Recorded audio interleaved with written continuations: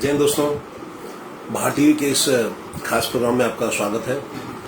मैं भारतीय से संदीप भारतीय आपका स्वागत करता हूं और ये ओलंपिक्स का कार्यक्रम है जिसमें हम आपको बताएंगे कि ओलंपिक्स में आज भारतीय टीम का आज जो 12वां दिन था ओलंपिक्स में, उसमें भारतीय टीम का कैसा प्रदर्शन रहा। तो आप भी अपने विचार रख सकते हैं, अपने सवाल आप पूछ सकते हैं जो आपको ठीक लगे, या जो जहां सुधार की गुंजाइश आप वो बता सकते हैं कमेंट्स में अपने सवाल लिख के, और अपने हमारी जो टीम को आप शुभकामनाएं भी दे सकते हैं। तो शुरुआत करते हैं।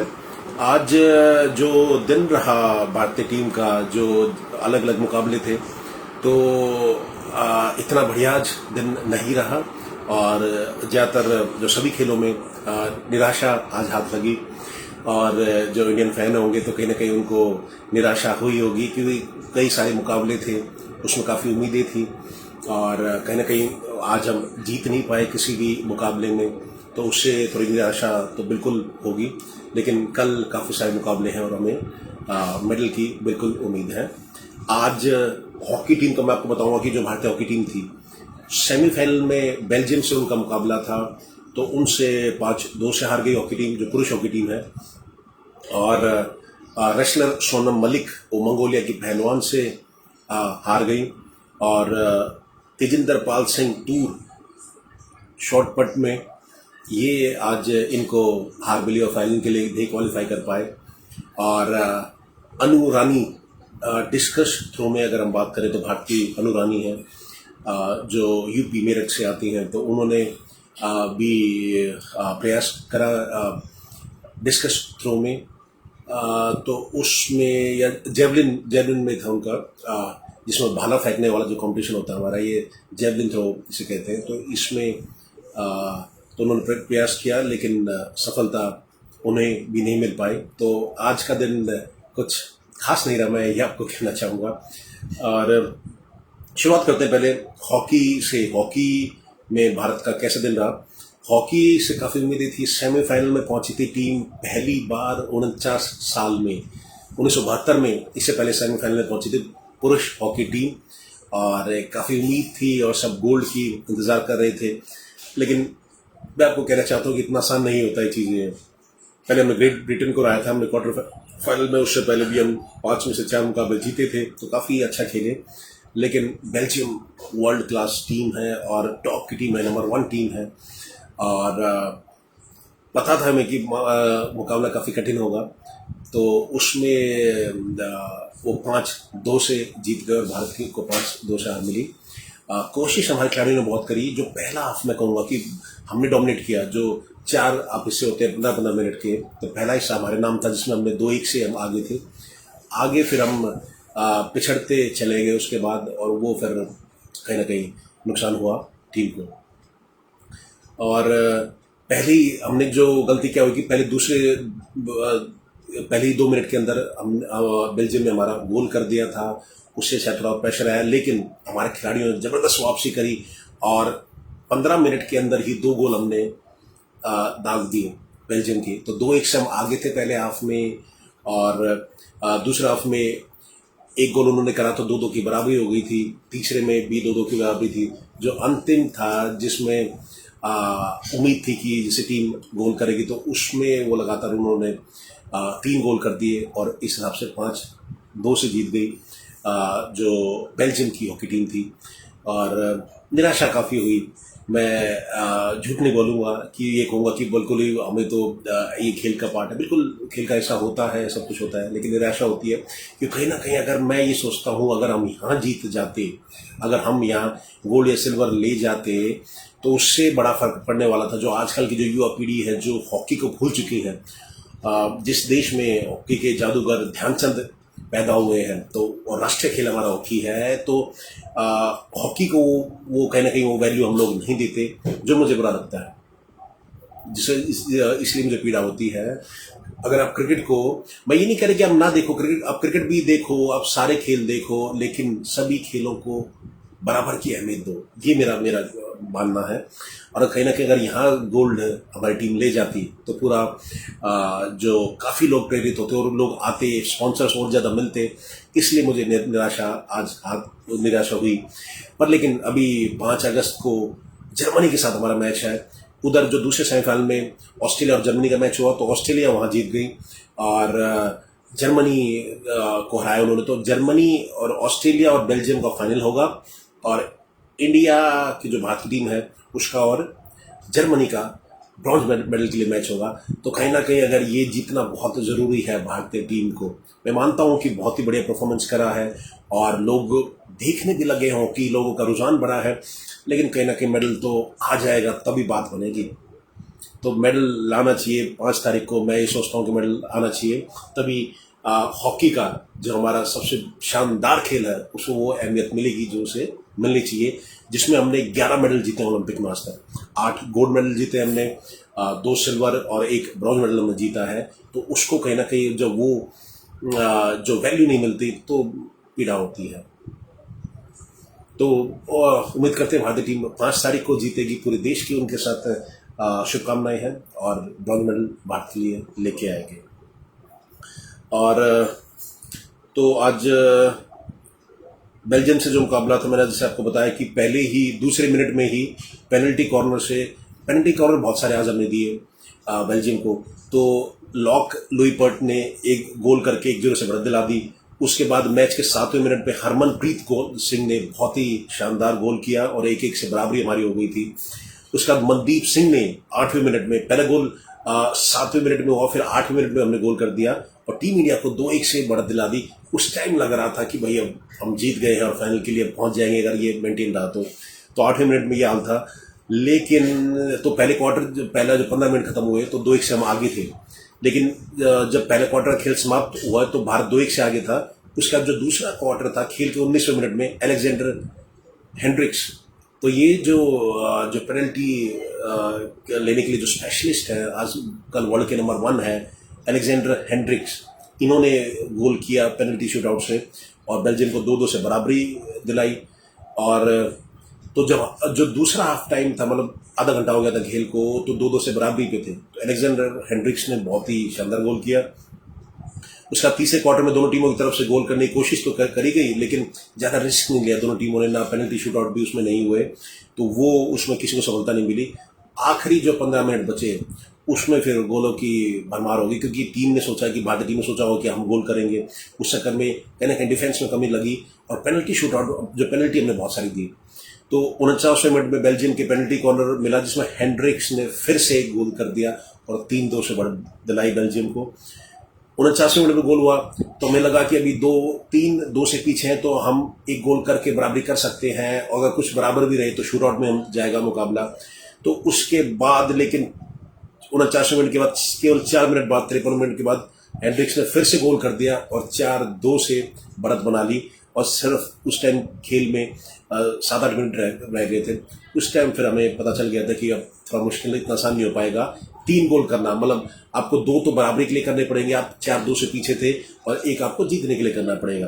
तो उसमें फिर हम जो भारतीय टीम ने क्या करा है कि जो 3 मिनट रह गए थे तो जो गोलकीपर है उनको भी हटा दिया था, ताकि हम जो 11 खिलाड़ियों के साथ खेले ताकि गोल करें। हमने 2-3 मिनट रह गए थे तो वो उसके चक्कर में फिर अंत में भी 60 मिनट में एक गोल कर दिया डोहमैन ने और भारतीय टीम 5-2 से हार गई।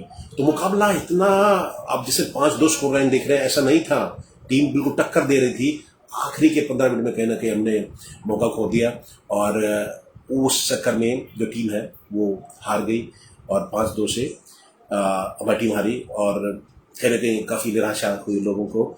अब लेकिन जर्मनी के साथ मैच है तो पूरी टीम को शुभकामनाएं कि जर्मनी के साथ मैच जीते और भारत के लिए जो कांस्य पदक है वो लेके आए, और भारत के लोग बच्चे और खेलने इनके प्रेरित होंगे, टीम पे स्पॉन्सर्स और ज़्यादा मिलेंगे, इनको एडवर्टीजमेंट मिलेंगे खिलाड़ियों को। तो ये मेरा मानना है। और ये मैंने आपको बताया। तो और फिर भारतीय जो हमारे देश के प्रधानमंत्री हैं नरेंद्र मोदी जी, उन्होंने भी टीम को शुभकामनाएं दी हैं। उन्होंने कहा है कि हार और जीत तो जिंदगी का हिस्सा है और हमारी हॉकी टीम ने टोक्यो में सर्वश्रेष्ठ दिया है और यही मायने रखता है, ऐसा मोदी जी ने बोला है। और उन्होंने जो हमारे हॉकी टीम के कप्तान है मनप्रीत सिंह, उनसे भी बात करी, उनका भी हौसला बढ़ाया और अगले मैच के लिए शुभकामनाएं दी। और उन्होंने कहा कि देश के प्रधानमंत्री मोदी जी ने कि भाई हमें गर्व है हमारे खिलाड़ियों पे, तो ये बहुत अच्छी बात है। ये जो अगर देश का प्रधानमंत्री आपको ऐसे कहता है तो बहुत ही अच्छा लगता है, खिलाड़ियों को बड़ा कॉन्फिडेंस मिलता है उससे, और कहने की जीत के लिए उनको संभावनाएं आगे बनती है और अपना बेस्ट परफॉर्मेंस देता है खिलाड़ी। और तो ऐसे मोदी जी ने ट्वीट किया जिसमें लिखा कि टीम इंडिया की जीत की कामना करता हूं, मैं मैच देख रहा हूं, टीम और उसकी स्किल पर गर्व है, ये ऐसे लिखा प्रधानमंत्री मोदी जी ने। और जो अन्य मुकाबले हुए उसके बाद एक, जैसे मैंने आपको बताया कि जो जेवलिन थ्रो का मुकाबला था उसमें भारत की अनु रानी थी, मेरठ से आती हैं, 5 बार नेशनल रिकॉर्ड तोड़ चुकी हैं। 2014 में पहली बार इन्होंने 58 मीटर के करीब फेंका था, जो आप जेवलिन थ्रो कहें या उसको भाला कहते हैं हिंदी में, तो वो इन्होंने 58 मीटर के फेंक के पहली बार ये जीती थी जो नेशनल लेवल पे। फिर इन्होंने 5 बार रिकॉर्ड तोड़ा इन्होंने, तो इंडिया की नंबर 1 आप है ये, और करीब 63 मीटर इनका बेस्ट है आज। लेकिन हालांकि कहीं ना कहीं वो बेस्ट नहीं दे पाई, जो 3 चांस इनको मिले, तो एक बार इनको जो चांस मिले उसमें 51 मीटर इन्होंने फेंका, एक बार शायद काउंटिंग हुआ था, एक बार इन्होंने 53 मीटर फेंका। तो खेली अच्छा, प्रयास अच्छा करा, लेकिन मेरे को इससे निराशा हुई कि कहीं ना कहीं इनको जो 63 मीटर अगर इनका बेस्ट है, तो अगर 53 मीटर फेंकते हैं 10 मीटर पीछे, तो वो ओलंपिक में उसका पदक नहीं जीत पाएंगे। अगर ये 63 मीटर फेंकती तो ये फाइनल के लिए क्वालिफाई कर देती, तो उसलिए ये क्वालिफाई नहीं कर पाई और फिर ये बाहर हो गई। तो ये मेरा ये मानना है कि भाई आप हालांकि बहुत ही अच्छा खेले, पर कहना कि अगर आप पर्सनल बेस्ट के करीब आपको जरूर आना चाहिए। अगर आप हारे या जीते कोई मायने नहीं रखता, कोई दिक्कत ही नहीं उसमें, तो लेकिन आपका जो पर्सनल बेस्ट है उसके करीब आप जरूर आए, उसे तोड़ने का प्रयास करें, उसके पास आए या कम थोड़ा अगर पीछे भी रहे। अगर आपका 63 पर्सनल बेस्ट है तो कहने कि 62-61 तो आप कहीं फेंकेंगे। वो अनुरानी ने आज 53 मीटर केवल फेंका और 10 मीटर पीछे रह गई, तो 10 मीटर बहुत मायने रखता है। 63 मीटर के लिए तो आप क्वालिफाई करेंगे सिर्फ, और अगर आप 53 मीटर फेंकेंगे तो आप क्वालिफाई नहीं कर पाएंगे। तो वहां निराशा हाथ लगी और अनुरानी उसमें कंपटीशन में बाहर हो गई। ये जेवलिन थ्रो की मैं बात कर रहा हूँ, जिसमें भाला होता है। हालांकि बहुत ही बढ़िया खिलाड़ी है, भारत की नंबर 1 है इस जेवलिन थ्रो में। वो जब बचपन में इतने पैसे नहीं हुआ करते थे, तो उनके भाइयों ने उनको देखा कि जो क्रिकेट खेलती थी काफ़ी मजबूत हैं, तो उन्होंने भाइयों ने सजेस्ट करा कि भाई आप क्या करें, जो गन्ने के खेत होते हैं हमारी यूपी में, मेरठ में, तो मेरठ से आती है अनु, तो उसमें जो गन्ना होता है उससे वो जेवलिन जैसे भाले की तरह फेंकती थी, तो वो कहने के उनको सीख मिली। और उसी से पहले घर वाले इनके अगेंस्ट थे कि भाई नहीं, इनको ऐसी लड़कियों को ऐसी खेलों में नहीं आना चाहिए, लेकिन फिर जो उनको अच्छा परफॉर्मेंस दिया उन्होंने, तो 2014 में इन्होंने नेशनल रिकॉर्ड तोड़ा, करीब 58 मीटर फेंका था। तो उसके बाद घर वालों ने प्रोत्साहित किया, फिर इन्होंने 5 बार नेशनल रिकॉर्ड तोड़े और अब 63 मीटर इनका बेस्ट है। लेकिन मैं ये कहूँगा कहीं ना कहीं ये भी 28-29 वर्षीय है, तो थोड़ा सा और प्रयास करना पड़ेगा। कहीं ना कहीं अगर 66 3-4 मीटर और उससे बढ़ाएंगे अपने पर्सनल बेस्ट से, 63 है तो 65-66 कहीं करेंगे तो मेडल तब पक्का होगा। तो 4 साल है, 4 भी क्यों, अब तो 3 साल रह गए अगले ओलंपिक्स के लिए, क्योंकि इस बार 5 साल के बाद ओलंपिक्स हुआ, कोरोना की वजह से 2020 में होना था, 21 में हुआ, अगला 2024 में होगा। तो 3 साल हमारे पास हैं, खुल के तैयारी करो, जम के तैयारी करो और देश के लिए अगले ओलंपिक्स में मेडल लेके आओ। मैं आपको बता दूं कि भारत टीवी पे मैं आपको जो खिलाड़ियों के बारे में बताता हूं, हम अपने खिलाड़ियों के साथ हैं, जीते या हारे हमें कोई फर्क नहीं पड़ता, हम खिलाड़ियों के साथ हैं। लेकिन मैं ऐसा नहीं करूंगा कि हर एक चीज में मैं तारीफ ही करता रहूंगा और आपको कमियां ना बताऊं। मैं आपको कमियां जरूर बताऊंगा, ताकि अगर खिलाड़ी भी सुने या उनका जानकार सुने या देश सुने, उनको पता चलना चाहिए कमी कहाँ रह गई थी और जिसको हमें इंप्रूव करना है। अगर हमें इंप्रूव ही नहीं करना, पता चलेगा कि कहाँ इंप्रूव करना है, तो सेम गलती हम करते रहेंगे। इसलिए हम आपको अच्छाई तो बताते ही हैं, और लेकिन अगर कुछ कमियां हैं तो वो भी आपके सामने जिक्र करते हैं, ताकि आपको पता चल सके कि सच्चाई है क्या और कहाँ खिलाड़ियों को इंप्रूव करना है। तो ये हम इसलिए निष्पक्ष हैं, हमें और बाकी हम अपने देश के खिलाड़ियों के साथ हैं, हार हो या जीत हो, हम सब खिलाड़ियों के साथ खड़े हैं और हमारे देश का गर्व है हमारे खिलाड़ी और खासकर हमारी बेटियां। मैं अब देख रहा हूँ, जैसे मैं आपको बता रहा था कि बेटियां देश का नाम रोशन कर रही हैं, चाहे किसी भी खेल में। वो 3 मेडल आए, तीनों बेटियों के द्वारा। पिछले ओलंपिक्स में 2 मेडल आए थे, वो भी हमारी भारतीय बेटियां लेके आई थी। तो बहुत ही गर्व महसूस करता हूँ और अच्छा लगता है जब हमारी बेटियां देश का तिरंगा पूरे विश्व में लहराती हैं और भारत का नाम रोशन करती हैं। तो एक ये कंपटीशन था। एक तेजिंदर पाल सिंह तूर, ये पुरुषों की शॉर्टपुट में था। एक गोला होता है, गोला फेंकने वाला, अगर आपको पता होगा, तो वो उसमें थे ये। तो उसमें ये ग्रुप ए में 13वें स्थान पर रहे और क्वालिफाई नहीं कर पाए वो फाइनल के लिए भी। तो ये भी एक निराशा हाथ लगी। तो ये एक समस्या थी। अभी अपने सवाल पूछ सकते हैं।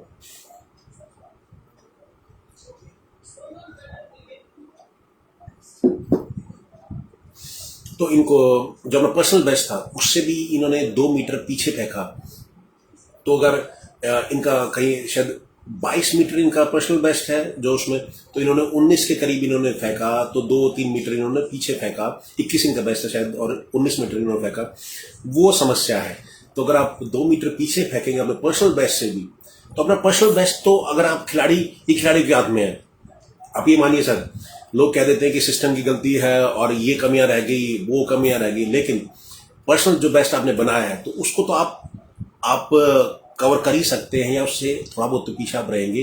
लेकिन अगर आप 2 मीटर पीछे रहते हैं, 21 मीटर की जगह आप 19 मीटर में फेंकेंगे, तो उसमें बात नहीं बन पाएगी। और 13वें स्थान पर रहे ऐसे तेजिंदर पाल सिंह तूर, और उसके लिए फाइनल के लिए क्वालिफाई नहीं कर पाए। तो कहीं ना कहीं ये देखना होगा। कुछ हम जो इवेंट में हम ये देखते हैं कि जो कोचिंग स्टाफ है वो काफ़ी, जैसे बुजुर्ग अभी हमारे जो खिलाड़ी हैं कोचिंग स्टाफ, तो उससे अब मेरे ख्याल से मैं ये आपको कहना चाहता हूँ कि जो जिस अब गेम में जो बुजुर्ग स्टाफ हमारे आपने अगर कोचिंग के लिए लगा रखें, तो उनको एक तो हम उनको बड़ा धन्यवाद करते हैं कि देश के लिए काफ़ी कुछ उन्होंने करा है और देश के लिए काफ़ी मेडल दिलवाए हैं हमारे कोचेज ने, जो इतनी अब एजेड हो चुके हैं। लेकिन अब उनको रेस्ट करना चाहिए और जो यंगस्टर्स हैं उनको लेकर आना चाहिए। मेरी ये फेडरेशन से रिक्वेस्ट है मेरी। तो अगर आप किसी जैसे बुजुर्ग आप कोचिंग में डालोगे तो आप एक्सपीरियंस होता है। अब कई लोग ये कहेंगे कि भाई एक्सपीरियंस भी तो होता है, एक्सपीरियंस होता है सर, लेकिन आजकल की जो तकनीक है, आप देख फॉरेन कोचेज का फायदा मैं आपको बताता हूँ क्यों नहीं होता, मतलब क्यों होता है। हॉकी टीम, दोनों हॉकी टीम हमारी, किसी को उम्मीद थी कि सेमीफाइनल में आएंगी, किसी को नहीं था। दोनों के जो कोचेज है ना, फॉरेन कोचेज है, ये लोग नई तकनीक लेके आते हैं। इनको पता होता है ये जिस इस देश के जो टॉप के खिलाड़ी होते हैं, अगर वहां से आप कोचेज लोगे, हालांकि वो महंगे होंगे, आपको पैसा लगाना पड़ेगा, लेकिन अगर आप अपने यहाँ देश के रखेंगे, बुजुर्ग रखेंगे, अपने जो पुराने तकनीक के जो यूज करें, तो उन पे आपको पैसा खर्चा नहीं होगा। अगर आप बाहर से कोचेज लेके आते हैं तो कहीं ना कहीं आपको पैसा लगाना पड़ेगा, लेकिन रिजल्ट आपको दिख रहा है। सेमीफाइनल भारत की टीम 9वें नंबर की है, महिला हॉकी टीम, और सेमीफाइनल पहुंच गई। कितनी बड़ी बात है। क्यों?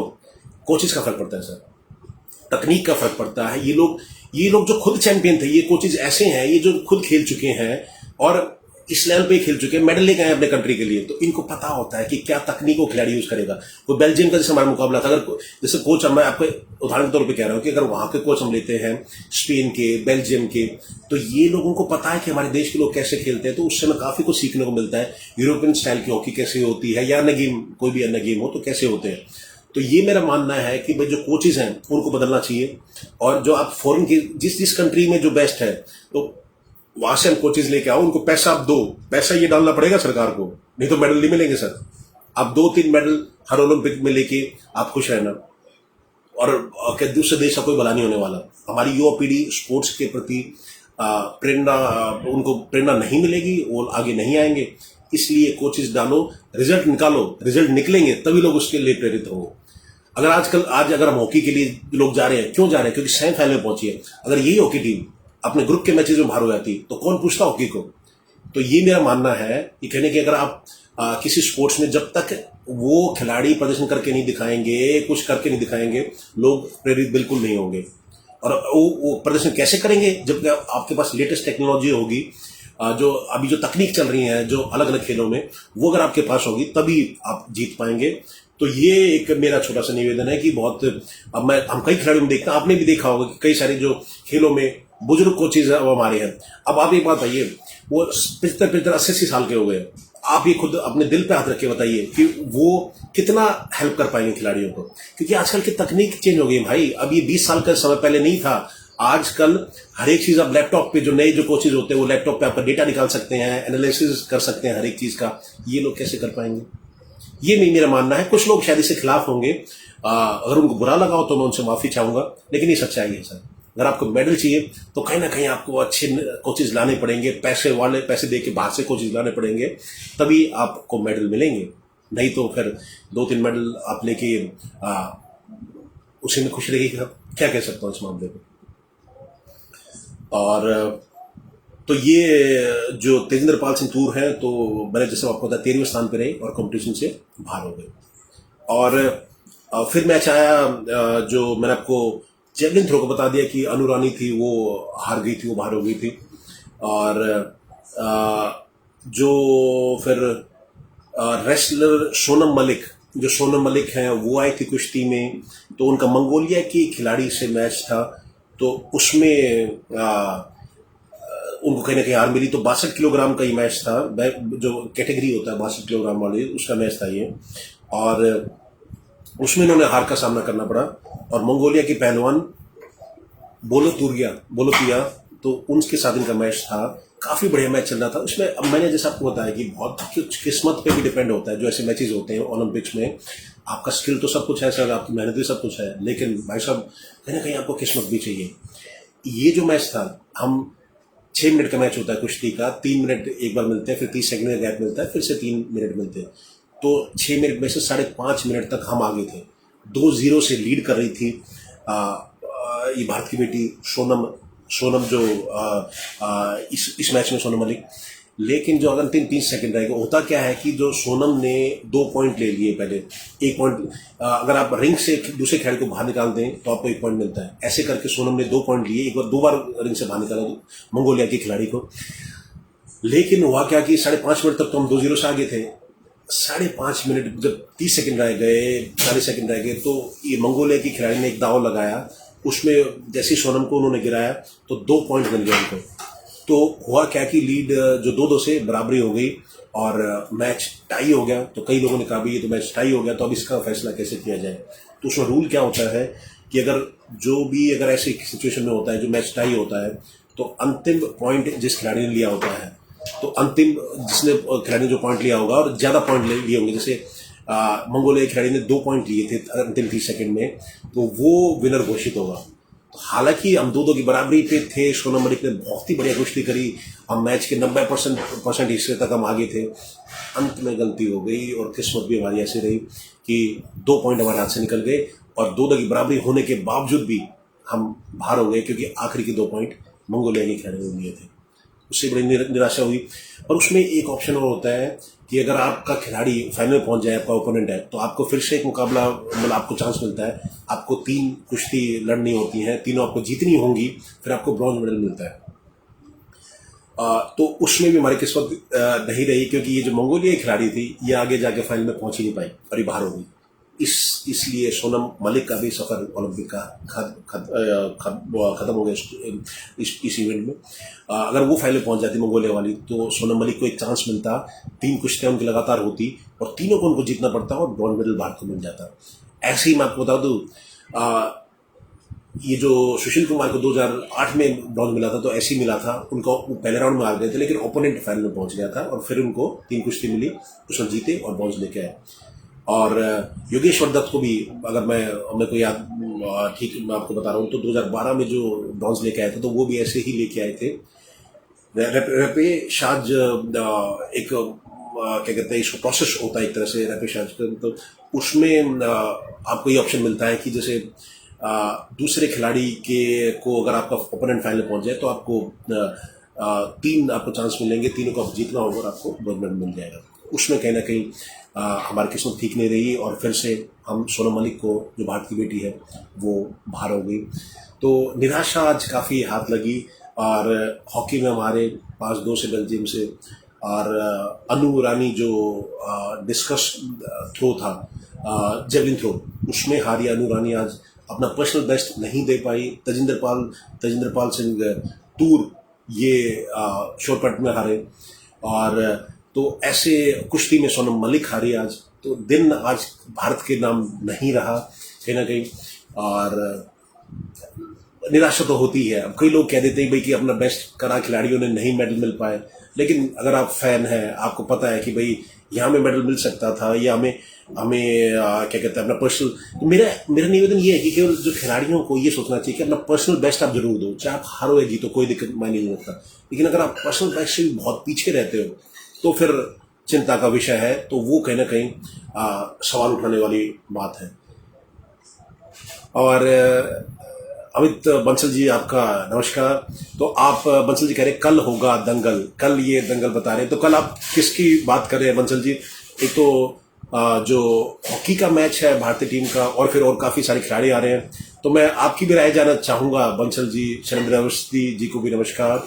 क्या आप लोग क्या कहना चाहते हैं? जैसे आज का परफॉर्मेंस रहा, बेल्जियम से 5-2 से हारे, और सोनम मलिक को कुश्ती में हार मिली, और शॉटपट में हम हारे, और जेवलिन थ्रो में आज हमारे, तो काफी आज हार का सामना करना पड़ा। तो आपके क्या विचार है इसमें? आप क्या कहना चाहेंगे कि भाई कैसे सुधार किया जाए उसमें, या क्योंकि समय बहुत कम रह गया। अब आप ये देखिए 2014 में फिर से 2024 में फिर से ओलंपिक्स है, 3 साल रह गए। नॉर्मली जो ओलंपिक्स होता है 4 साल में एक बार आता है, लेकिन इस बार 3 साल में आएगा, क्योंकि जो पिछला ओलंपिक्स था वो 5 साल बाद हुआ था। 2020 में होना था, 2021 में हुआ कोरोना की वजह से। इसीलिए जो 2024 का ओलंपिक्स है तो 3 साल है बस हमारे पास, तो हमें उसके लिए तैयारी भी करनी है। अब जो हुआ उसको हो गया, कोई दिक्कत नहीं। अभी तक हमारे 3 मेडल आए हैं, और मैं समझता हूँ कि 4-5 मेडल तो और आने चाहिए हमारी टीम के। तो लेकिन ये बस नहीं है, इसको इससे ज्यादा हमें करना पड़ेगा, और 2024 के लिए तैयारियां अभी से करनी पड़ेंगी। हाँ, तो बंसल जी कह रहे हैं कि need to focus on basics, बिल्कुल सही आप बात कर रहे हैं।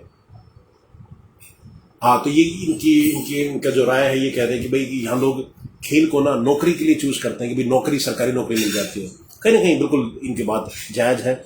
हमने देखा है कि कुछ लोग क्या करते हैं कि भाई जैसे खिलाड़ी हैं, उनको कुछ कहीं मेडल जीत गए तो उनको सरकारी नौकरी मिल जाती है, फिर वो फिक्र नहीं करते, फिर वो अपने लिए जीते हैं, अपने परिवार के लिए जीते हैं, लेकिन फिर देश की चिंता नहीं है। ये बड़ा पीड़ाजनक लगता है, ये निंदनीय है। अगर ऐसे खिलाड़ी अगर सामने नहीं आएंगे तो भाई कैसे मेडल आएंगे भारत के पास? मेडल आप ही बताइए कि वो तो मैं धन्यवाद करता हूं हमारे भारत की बेटियां जिन्होंने 3 मेडल लेके अभी आई हैं। पिछले ओलंपिक्स में 2 मेडल दोनों बेटियां लेके आई थी। तो अगर ये मेडल नहीं आते, आप ये देखिए फिर क्या होता। हम कौन से, आपको लिस्ट में पता है क्या? कल 62वें नंबर पे शायद अभी हम है जो लिस्ट में, सिर्फ जो अभी दिखा रही है जो टैली में, अभी 2 मेडल हमारे पास हैं, एक कल मिलेगा। तो कहीं ना कहीं ये पीड़ा आपको देता है। और इसलिए मैं कहता हूं कि हमारा ये जो शो है, हम इसमें हम निष्पक्ष बात करते हैं। हम ये नहीं कहते कि भाई हम बिल्कुल दिल से अपने खिलाड़ियों के साथ हैं, उनका सपोर्ट करेंगे चाहे वो हारे या जीते। लेकिन अगर कुछ कमियां होंगी हम आपको बताएंगे, ताकि वो उसको सुधार कर सके। उनको जिन चीजों को पता चलेगा तो सुधार कर सके, और पूरे देश को पता चल सके भाई कमियां रह कहाँ गई। क्योंकि वो ये देखते हैं, आधी से ज्यादा जनता को तो मतलब ही नहीं, उनको लगता है कि जो मेडल मिल गए उसको चलो अच्छा हुआ, जो आ गया ठीक है, नहीं आया तो कोई फर्क नहीं पड़ता उनको। तो ये कहीं ना कहीं हमें बदलना होगा। जो तैयारियां 3 साल रह गए अगले ओलंपिक्स के लिए, अभी से शुरू करनी होगी, आज से। आप ये सोचिए, समय नहीं है बिल्कुल। इसलिए मैं आपको कहता हूं, और ये मैंने आपको आज के इवेंट के बारे में बताया। अब जो कल जो इवेंट होंगे उसकी मैं आपको बताना चाहता हूँ कि कल कौन से इवेंट है। कल मेडल मिल सकते हैं हमें, कल मुझे काफ़ी उम्मीदें हैं मेडल से। और जो इवेंट्स, मैं 4 अगस्त की मैं बात करूं आपको, तो एथलेटिक्स में सुबह 5:35 पे आपको उठना पड़ेगा और मैच देखना पड़ेगा। बहुत ही शानदार मैच होने वाला है। भारत के नीरज चोपड़ा, इनसे काफ़ी उम्मीदें हैं। जेवलिन थ्रो में, हाँ, इनसे काफ़ी उम्मीदें हैं। जेवलिन थ्रो में 88 मीटर इनका बेस्ट है, और अगर ये अपने बेस्ट के करीब आ पाए, 88 के करीब फेंक पाए, तो मैं ये समझता हूँ कि सिल्वर या ब्रॉन्ज मेडल जरूर मिल सकता है। क्योंकि गोल्ड के लिए काफ़ी खिलाड़ी हैं जो 90 मीटर से ऊपर भी फेंक रहे हैं। और अगर हमारा दिल रहा तो क्या पता कल गोल्ड में भी मिल जाए। अगर उन खिलाड़ियों का दिल ठीक नहीं रहा तो हमें गोल्ड भी मिल सकता है। तो 5:35 पे आप उठिए और देखिए भारत के जो शानदार खिलाड़ी हैं। नीरज चोपड़ा 23-24 साल के लड़के हैं, बहुत ही शानदार खेलते हैं, और आगे जाके जरूर मेडल लेके आएंगे, मैं आपको कह सकता हूँ। तो कल की हमें पूरी उम्मीद है, कल भी। और मेंस जेवलिन थ्रो क्वालिफिकेशन का है ग्रुप बी, ग्रुप ए में है नीरज चोपड़ा। ग्रुप ए में शिवपाल सिंह है जो 7:05 पे आप देख सकते हैं। और बॉक्सिंग में भारत की बेटी लवलीना बोरगोहेन इनका मुकाबला सुरमेनिली के साथ है, जो 11 बजे आप देख सकते हैं, 11 बजे सुबह आएगा। तो यहाँ हमारे एक मेडल तो लवलीना ने पक्का कर ही दिया है कि ब्रॉन्ज तो अगर जीतती हैं तो फाइनल में जाएंगी और गोल्ड और सिल्वर के लिए वो मैच करेंगी। और हमें पूरी उम्मीद है कि यहाँ मेडल ब्रॉन्ज तो है ही है, पर गोल्ड से कम कुछ भी नहीं। जैसे लवलीना ने खुद ही बोला है, ब्रॉन्ज गोल्ड से कम कुछ भी नहीं। तो पूरी हम अपनी जो भारत की बेटी पे पूरा भरोसा है और भारत को गोल्ड जरूर लेके आएगी। तो जो गोल्ड का जो सूखा है वो कहीं ना कहीं जरूर पूरा करेगी। काफ़ी साल हो गए हमें गोल्ड मेडल लिए हुए। मुझे याद है पिछला 2008 में मिला था, जब अभिनव बिंद्रा ने शूटिंग में गोल्ड जीता था, और उससे पहले भी काफ़ी समय हो गया गोल्ड मेडल लिए हुए। हॉकी में हमारे पास 8 गोल्ड मेडल है। इस ओलंपिक से पहले 28 मेडल थे, 11 मेडल हॉकी से हमें मिले हैं, 8 गोल्ड, 2 सिल्वर, 1 ब्रॉन्ज। तो 8 जो गोल्ड मेडल है हॉकी से हैं। उसके अलावा गोल्ड मेरे ख्याल से नहीं होंगे। और अभिनव बिंद्रा को ही गोल्ड मिला था, उसके अलावा मैं नहीं समझता कि किसी में भी हमारे पास गोल्ड होंगे। तो क्या भारत की बेटी लवलीना बोरगोहेन भारत का नाम रोशन करेगी और कल गोल्ड मेडल लेके आएगी? इसके लिए आपको जो मैच देखना पड़ेगा, कल सुबह 11 बजे है। 69 kg की जो वेट कैटेगरी में वो है लवलीना बोरगोहेन, भारत की बेटी भारत का नाम रोशन करेगी। और ये बंसल जी कह रहे हैं, सामाजिक कार्यकर्ता हैं अमृत हमारे बंसल जी, और समाज के लिए कहीं ना कहीं आयोजन करते रहते हैं और जो कमियां हैं उसके लिए भी ये बात आगे रखते हैं। तो वो इनका ऐसा मानना है कि भाई they are not giving their personal best. जो खिलाड़ी हैं ये कहीं ना कहीं मानते हैं कि वो अपना पर्सनल बेस्ट नहीं दे रहे हैं। ये चिंता का विषय है बंसल जी। मैंने पहले कहा, आप शो में शायद आप लेट जुड़े होंगे, तो मैंने पहले बोला था कि जैसे अनु रानी थी जो भारत की जो जैवलिन थ्रो में थी, 63 मीटर्स उनका बेस्ट है, 5 बार के नेशनल रिकॉर्ड होल्डर है। 2014 में उन्होंने 58 मीटर क्या कहते हैं जैवलिन फेंक दिया था और रिकॉर्ड बनाया था। आज लेकिन ओलंपिक्स में वो एक बार 51 मीटर फेंका उन्होंने, एक बार 53 मीटर। तो जो पर्सनल बेस्ट से जो 63 मीटर से 53 मीटर पे आ गई, 10 मीटर कम, तो मेडल कैसे मिलेगा सर? तो ये कमी है। तो मैं खिलाड़ियों की आलोचना नहीं करना चाहूंगा, पर मैं ये जरूर कहना चाहूंगा सर कि अगर आप जो पर्सनल बेस्ट है उसके आसपास तो रहिए। अगर आपका बेस्ट 63 है तो आप 62, 61 आप कर सकते हैं, लेकिन अगर आप 63 से आप 53 पे आ जाएंगे तो मेडल की आप उम्मीद ना कीजिए, फिर उस मेडल की उम्मीद नहीं होगी सर। तो ये आपकी बात बिल्कुल मैं आपको मानता हूँ। ऐसे ही तजिंदर पाल सिंह टूर जो है हमारे शॉर्टपट के खिलाड़ी हैं, उनका 21 मीटर शायद है वो जो फेंकते हैं शॉर्टपट को, लेकिन आज उन्होंने 19 मीटर फेंका। अगर वो 21 मीटर रहते तो वो फाइनल के लिए क्वालिफाई कर जाते, लेकिन वो पर्सनल बेस्ट नहीं कर पाए। वो हमारी कमी है, उसमें कोई सिस्टम की कमी नहीं है सर। लोग ये कह देते कि सिस्टम की तय नहीं कराए, वो नहीं करे। अरे भाई ये तो आपका पर्सनल बेस्ट है, आपने तो फेंका है इसको, आपने जो बनाया है पहले दिन रात आपने मेहनत करी है, आपने जीवन पूरा उस पर लगा दिया है, वो आप अगर अचीव नहीं करते तो कहीं ना कहीं तब पीड़ा होती है और तब अच्छा नहीं लगता, और फिर आप मेडल से ही बाहर हो जाते हैं। हम तो डाई हार्ड फैन है आप लोगों के। मैं अपने सभी खिलाड़ियों को कहना चाहूंगा, हम तो आपको सपोर्ट करेंगे जीवन भर, आप हारो या जीतो हमें कोई है नहीं, क्योंकि हम तो आपके फैन है सर।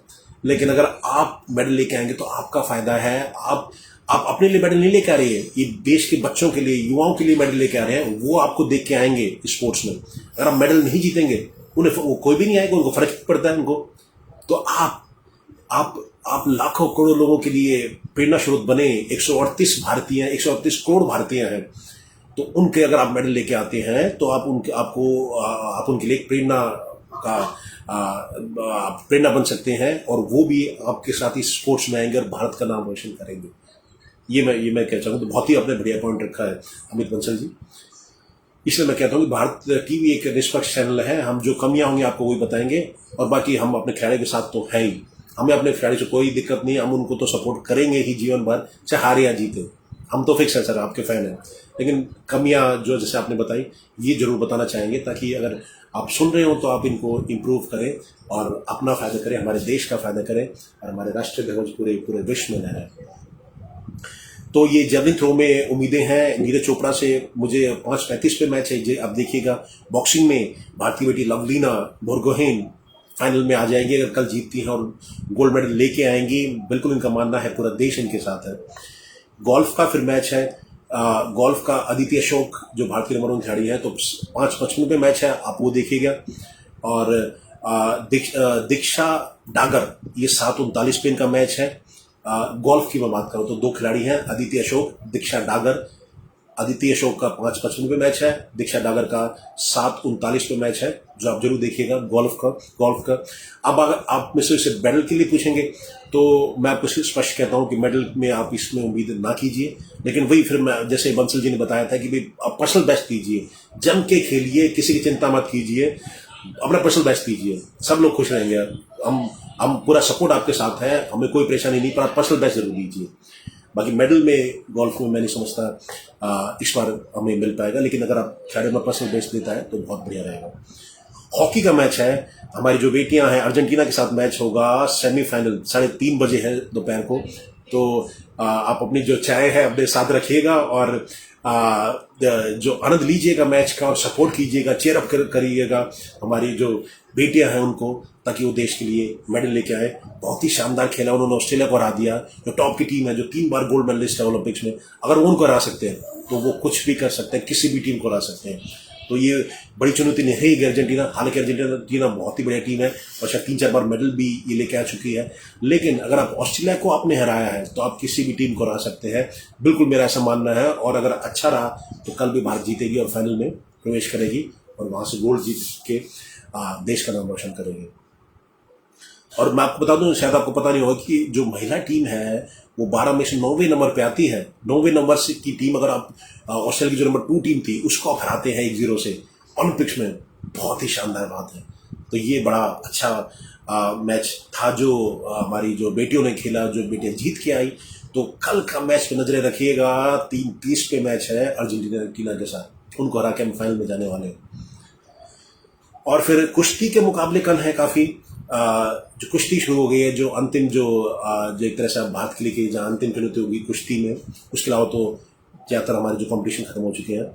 तो मेंस फ्री स्टाइल है 57 किलो का, उसमें राउंड ऑफ 16 में रवि कुमार ऑस्कर से उनकी बढ़त होगी, तो शुभकामनाएं रवि कुमार जी को।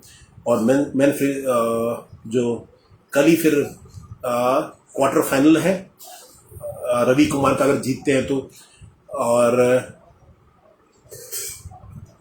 सेमीफाइनल भी कल ही है रवि कुमार का, तो मेडल बिल्कुल आ सकते हैं सर। तो कल रवि कुमार जी अगर जीतते हैं तो कल ही क्वार्टर फाइनल है, कल ही सेमीफाइनल है रवि कुमार का, तो कल आप मेडल के बहुत सारे मेडल आ सकते हैं। शैलेंद्र अवस्थी जी कह रहे नमस्कार अवस्थी जी, आपका जुड़ने के लिए बहुत बहुत धन्यवाद। आप भी अपने सवाल पूछ सकते हैं या अपनी राय रख सकते हैं, भारत के जो परफॉर्मेंस रहा है उसके लिए आप अपनी राय रख सकते हैं। तो रवि कुमार के 57 किलोग्राम जो वेट कैटेगरी है उसमें मैच है इनका, और सेमीफाइनल तक जा सकते हैं अगर कल जीतते हैं तो। और 57 किलोग्राम में महिलाओं में अंशु मलिक राउंड ऑफ 16 में है। अंशु मलिक वो इरियाना कुरुचिकना से उनका मैच है, तो वो अगर जीतती हैं तो क्वार्टर फाइनल में जाएंगी, और अगर जीतती हैं तो फिर सेमीफाइनल में भी जाएंगी। तो कल सेमीफाइनल में पहुंच सकते हैं रवि कुमार और अंशु मलिक, अगर अपनी क्षमता के हिसाब से खेले तो बिल्कुल। और फिर 86 किलोग्राम राउंड ऑफ 16 में है दीपक पुनिया का मैच है, एक्रेकिम के साथ है, जो खिलाड़ी है एक्रेकिम है उनके साथ उनका मैच है, और वो जीतते हैं तो क्वार्टर फाइनल में जाएंगे, और आगे भी सेमीफाइनल का भी कल मैच है। तो तीनों खिलाड़ियों के, दीपक पुनिया, अंशु मलिक और रवि कुमार, अगर कल तीनों जीतते हैं तो कल सेमीफाइनल तक कल मैच हो जाएंगे, तो मेडल की उम्मीद पूरी है। और तो शैलेंद्र जी कह रहे हैं कि I am suggesting every state and centre minister should be from sports because it is really help to sports person.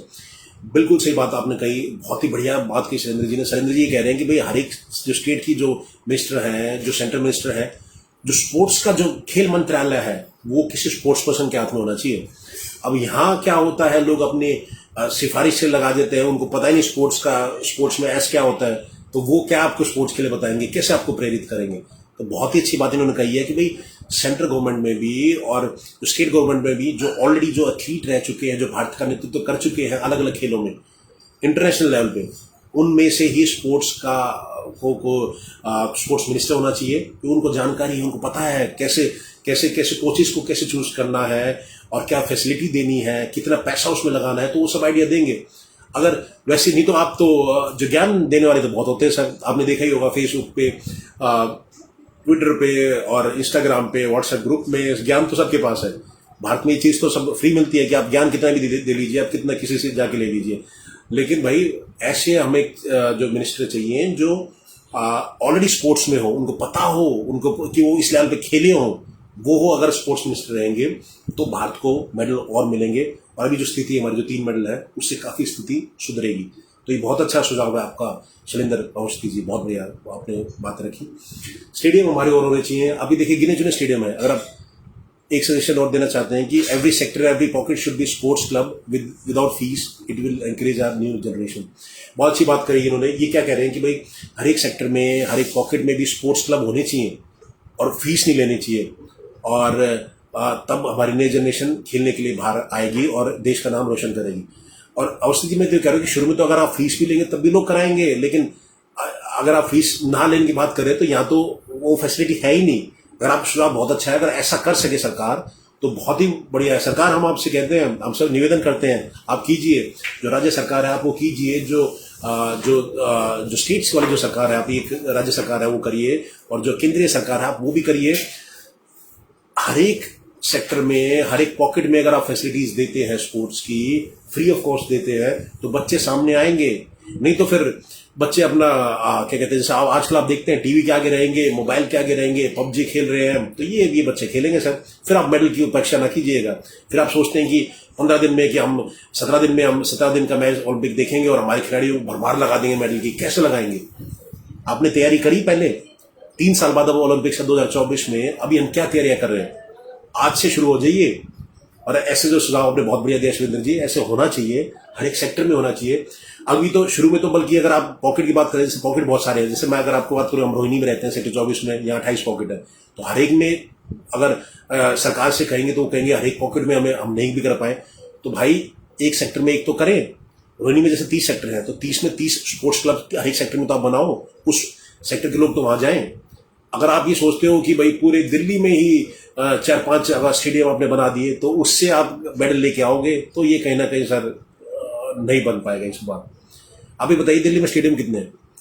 गिन चुन के स्टेडियम है। छत्रसाल स्टेडियम है, नेहरू स्टेडियम है, और ये जो फिरोज शाह कोटला स्टेडियम है, जो अब जेटली स्टेडियम है, ये स्टेडियम है, इंदिरा गांधी स्टेडियम है। तो ये गिन के 4-5 स्टेडियम है, इसके अलावा स्टेडियम नहीं है। और हम चाहते हैं हमारे खिलाड़ी चाइना और यूएसए की तरह 30-30, 50-50 मेडल लेके आए। ऐसे गोल्ड मेडल की मैं बात कर रहा हूँ, वो तो नॉर्मल मेडल तो उससे भी ज्यादा लेके आते हैं ये खिलाड़ी। तो अगर ऐसे आप उपेक्षा करते हैं 3-4 स्टेडियम बना के, तो ये कहीं ना कहीं बेईमानी होगी, मैं ये कहना चाहता हूँ आपको। तो और इसमें किसी सरकार की, मतलब किसी राज्य सरकार की गलती नहीं है, केंद्रीय सभी का इसमें कंट्रीब्यूशन है। अगर अच्छा आएगा तो भाई सभी इसके लिए सभी को क्रेडिट मिलेगा, और अगर नहीं मिल रहा है मेडल हमें तो सभी की जिम्मेदारी है। सभी जो केंद्रीय सरकार की जिम्मेदारी है और राज्य सरकार की जिम्मेदारी है। ये मैं कहना चाहूंगा। हमारे दो जो पंजाब हरियाणा के एथलीट, 40% एथलीट तो यहीं से आते हैं, पंजाब हरियाणा से, और स्टेट से क्यों नहीं आते? क्योंकि यहाँ कल्चर अच्छा है, स्पोर्ट्स का फैसिलिटी ये लोग दे रहे हैं। सेम कल्चर अलग सभी स्टेट्स में होना चाहिए, ताकि हर एक स्टेट से खिलाड़ी आए। और स्टेडियम ज्यादा बनाओ, आप स्पोर्ट्स क्लब बनाओ, ताकि लोगों को आप प्रेरित कर सको। अगर क्लब भी नहीं होंगे, स्टेडियम नहीं होंगे, स्पोर्ट्स क्लब, मेडल कहां से आएंगे सर? मेडल कोई पेड़ पे लटके नहीं है कि टोक्यो जाएंगे वहां जाके मेडल उतार के लिए आएंगे। ऐसे मेडल नहीं मिलते। सालों की मेहनत होती है सर, सालों की मेहनत होती है। अब चाइना, यूएसए, जापान को हम कहते हैं कि भाई ये लोग कैसे मेडल लेके आ रहे हैं। ये जो बच्चे होते हैं 5-5, 6-6 साल के, जब ये होते हैं जो ये खिलाड़ी, तब से प्रैक्टिस करने लग जाते हैं। इनके पेरेंट्स इनको लेके जाते हैं, फैसिलिटी इनको सारी मिलती है। और पेरेंट्स का भी तो बहुत बड़ा योगदान है, मैं मानना चाहूंगा, इसमें आपको कहना चाहूंगा।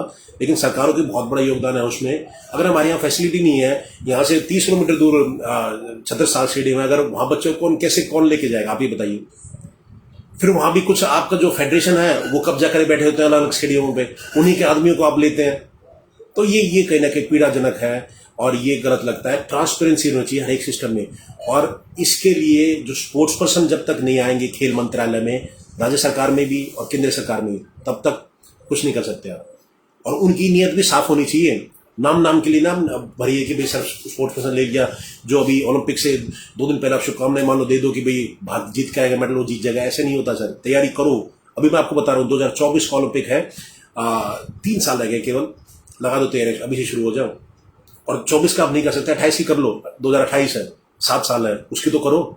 लेकिन मेडल लेके आओ। मेडल एकदम ऐसे नहीं बनेंगे कि 3 की जगह आपके 30 हो जाएंगे, धीरे धीरे बढ़ेंगे, लेकिन आपको स्टेप लेने पड़ेंगे, सरकारों को भी लेने पड़ेंगे और लोगों को भी लेने पड़ेंगे, अपने बच्चों को प्रेरित करना पड़ेगा उसके लिए। तो ये मैंने आपको आज के स्केड्यूल के बारे में बताया कि भाई हॉकी का मैंने बताया कि उसमें निराशा हाथ लगी, शॉर्टपट में, जेवलिन थ्रो में, तो काफ़ी सारी आज का खेल, आज का दिन इतना ज़्यादा नहीं रहा, अच्छा रहा भारत के लिए मैं कहूँगा। पर कल के लिए काफ़ी मेडल की उम्मीदें हैं। नीरज चोपड़ा को आप देखिए, तो कुश्ती के मैचेस हैं, हॉकी को आप देखिए, महिलाओं की को लिए, तो कल मेडल 2-3 मेडल जरूर आ सकते हैं अगर खिलाड़ी अपनी क्षमता के हिसाब से खेलेंगे। तो हमारी पूरी भारतीय की टीम की तरफ से मैं सभी को शुभकामनाएं देना चाहता हूं। और आपके कोई सवाल है तो आप सवाल पूछ सकते हैं, आपके कोई सुझाव है तो आप सुझाव आप दे सकते हैं, हम उनका जवाब देंगे। और मैं सभी भारत टीवी की टीम की तरफ से आप सबका जुड़ने के लिए बहुत बहुत धन्यवाद करता हूं और फिर से शुभकामनाएं देना चाहता हूं मैं खिलाड़ियों को। और भारत का बच्चा अपने खिलाड़ियों के साथ है। आप जीतो या हारो, आप जम के खेलो, अपना आप बेस्ट दो, हम आपके साथ खड़े हैं। और हम कोई अगर आज आप हार गए तो हम कोई, जैसे ये जो लोग गाली देते हैं, ट्रोल करते हैं, हम उनके साथ खिलाफ हैं। उनके खिलाफ तो कार्रवाई होनी चाहिए। क्यों ट्रोल करते हो, क्यों गालियां देते हो, ये चीज गलत है, बिल्कुल ऐसा नहीं होना चाहिए। हम पूरा देश का बच्चा हमारे भारत के खिलाड़ियों के साथ है और हम पूरा हमारा शुभकामनाएं उनके साथ है और चाहेंगे ज़्यादा से ज़्यादा मेडल देश के लिए आए और हम आगे वाले ओलंपिक्स की तैयारी भी करें। तो ये था ओलंपिक्स का हाल, जो अपडेट था भारतीय टीम की तरफ से, जो भारत टीम ने जो परफॉर्मेंस किया। मैं संदीप भारतीय भारत टीवी की टीम की तरफ से आपका धन्यवाद करता हूँ और कल के लिए सभी खिलाड़ियों को शुभकामनाएं। जय हिंद, जय भारत।